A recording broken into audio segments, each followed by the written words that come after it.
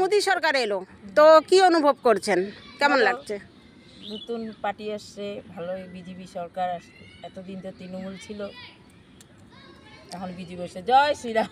আচ্ছা, এবার তুমি বলো, বলো বলো বলো বল। বলো, তুমি কাকে ভোটটা দিছো বলো এবার। আমি কাকে ভোট দিছি? হ্যাঁ বলো। আমি ভোট দিছি পদ্ম ফুলে। আচ্ছা হ্যাঁ, এখন জয় শ্রীরাম। হ্যাঁ, আচ্ছা এবার তুমি বলো। আমিও জয় শ্রীরাম।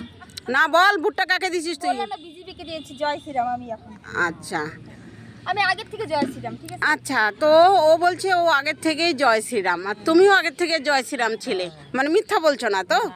আচ্ছা, আর তুমিও বিজেপিকেই ভোটটা দিছো, তাই তো? হ্যাঁ, তো বন্ধুরা দেখো, এখানে কয়েকজন আছে, তারা সবাই বিজেপিকেই ভোট দিছে। মানে কথায় আছে না, সমুদ্রের জল যেদিকে যায় সেদিকেই যাইতে হয়।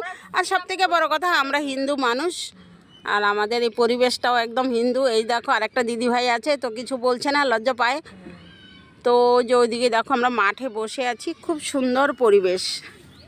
এই দেখো আরও দুজন আছে, এই যে ঘাস এরা খাচ্ছে। বলতে পারে না, এরা বলতে পারে না, কিন্তু এরা সব থেকে ভালো, এরা ভদ্র। স্বাধীন লোক। এরা একদম স্বাধীন, নিজের মানে মর্জিতে চলে।